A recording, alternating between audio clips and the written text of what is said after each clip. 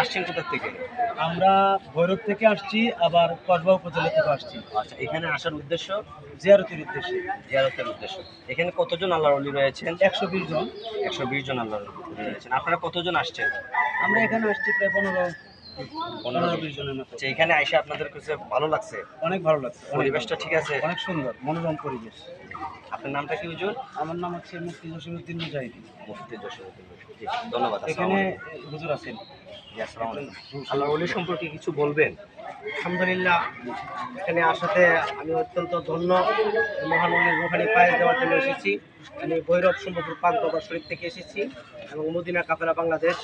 আমার চাচা এবং হাজী সেলিম সাহেব এসেছেন ভৈরব থেকে। আমরা এখানে 20 জনের মতো লোক এসেছি। আল্লাহর কাছে লাখ লাখ শুকরিয়া। এখন আমরা সুন্দরভাবে আল্লাহর কাছে আমাদের পৌঁছায়। বেদাত ফতোয়া দেওয়াটা বা এটাকে নাজায়েজ ফতোয়া দেওয়াটা এটা বোকামি ছাড়া কিছুই না। এতে করে ঈমান নষ্ট হওয়ার সম্ভাবনা থাকে, কারণ কোরআনের আইনের বিরুদ্ধে চলে যায়, হাদিস শরীফের আইনের বিরুদ্ধেও চলে যায়। এই জন্য মুমিন মুসলমানের উচিত আল্লাহর অলিগণের মাজার শরীফ এবং মুমিন মুসলমানের কবর জিয়ারত করা। কারণ হুজুর পাক সাল্লাল্লাহু আলাইহি সাল্লাম এই জিয়ারত করাটাকে সুন্নাত বলে দিয়েছেন।